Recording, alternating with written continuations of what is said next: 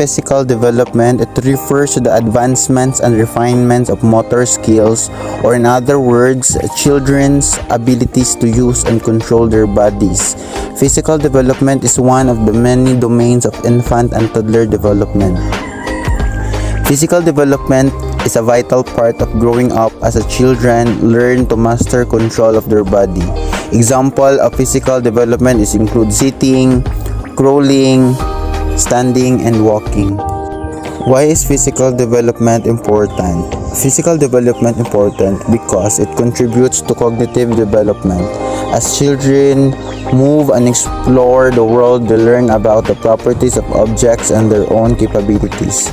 In the early years, children are establishing patterns of activity which will affect their whole future. Next, we have what is cognitive development. So when we say cognitive development, it means the growth of a child's ability to think and reason. This growth happens differently from ages 6 to 12 and from ages 12 to 18. Children ages 6 to 12 years old develop the ability to think in concrete ways. These are called concrete operations. There are 4 stages to cognitive information development. They are reasoning, intelligence, language, and memory. These stages start when the baby is about 18 months old. They play with toys, listen to their parents speak, they watch TV.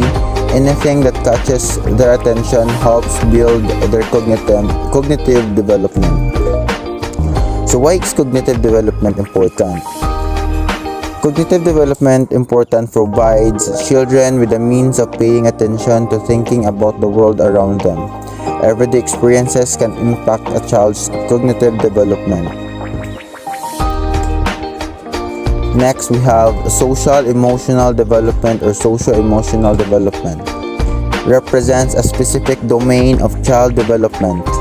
It is a gradual, integrative process through which children acquire the capacity to understand, experience, express, and manage emotions and to develop meaningful relationships with others. Social and emotional development means how children start to understand who they are, what they are feeling, and what to expect when they are interacting with others. It is the development of being able to form and sustain positive relationships, experience, manage, and express emotions, explore and engage with the environment.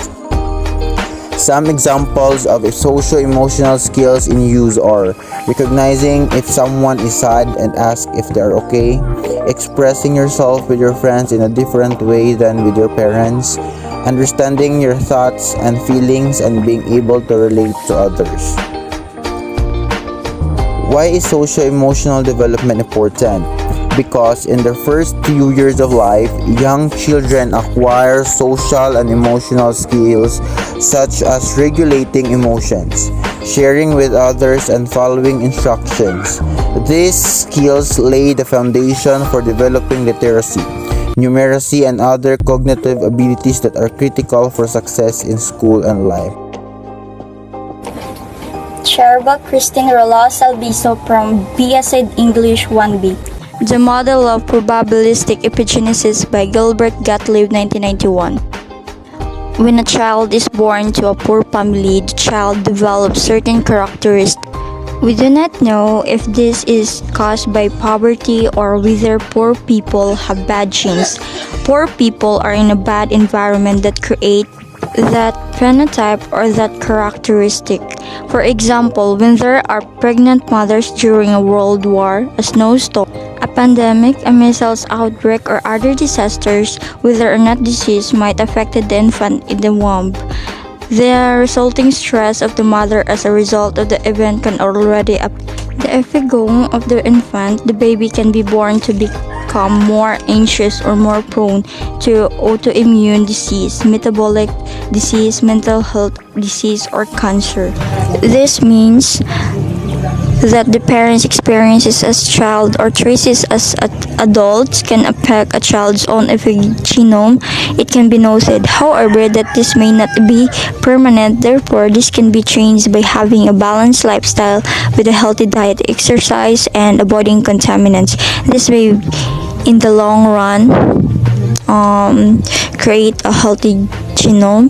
Even if we are born with a fixed set of genes, our layer of epigenome is interactive and can be changed so that we can live as a life.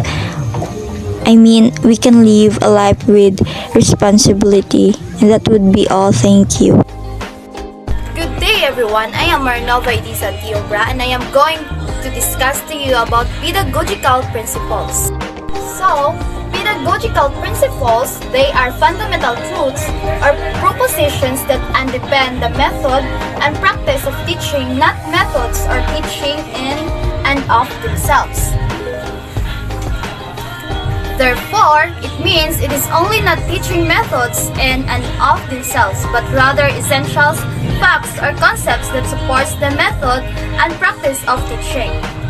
So, pedagogical principles is important in order to recognize what role the technology can play in supporting education.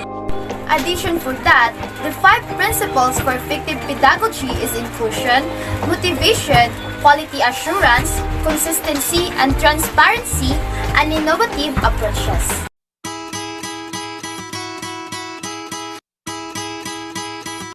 Good day everyone, my name is Gladys Arrigo from Basic English 1B and my topic for today is all about theories and perspectiveness in child development up to biopsychosocial model by George L. Angel, correct me if I'm wrong, and John Romano. And I am from Group-7. So, theories and perspectiveness in child development. The child development theory refers to the ideas of pioneers. What do you mean by pioneers? Mga bagong salta in the field about how children grow, including their physical, cognitive, and emotional development. Many theories of child development emphasize different things that may influence a person's development, which is the nature versus nurture. Nature versus nurture, it is centered on the contributions of genetic and environmental factors to human development. Some philosophers, such as Plato and Descartes, suggested that certain factors are inborn or occur naturally regardless of environmental influences.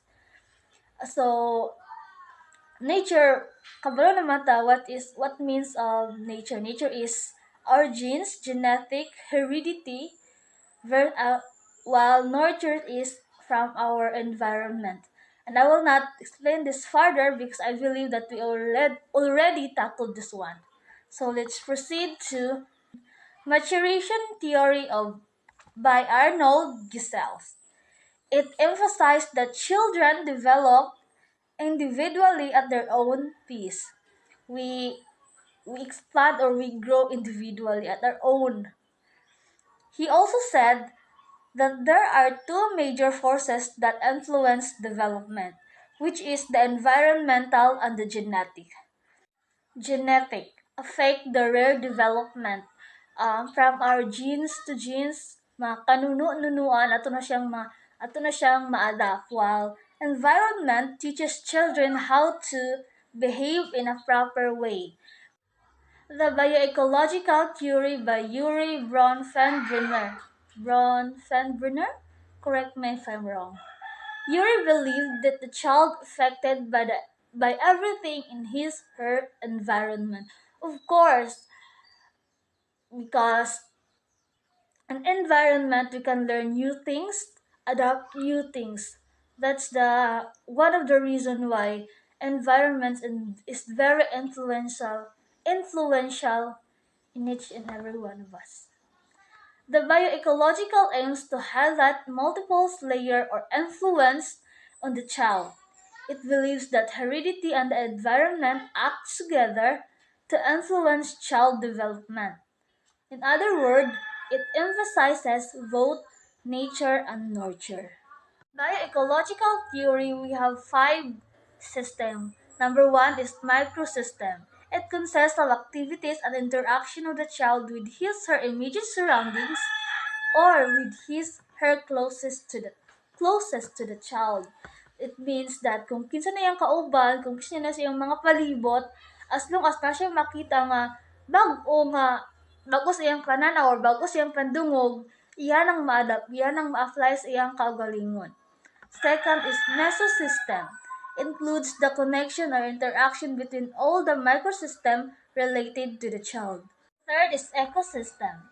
Includes the social setting that do not contain the child but still affect his/her experiences in his/her immediate settings.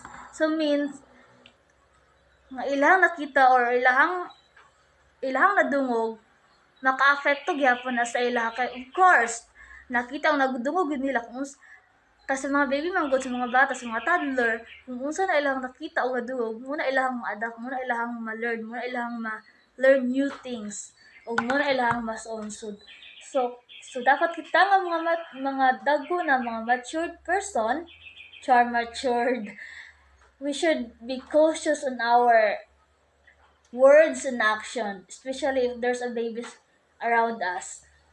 Fourth one is macro system. Macro system includes the culture environment in which a person lives in and all the other systems that affect the child. Live in. Cultural.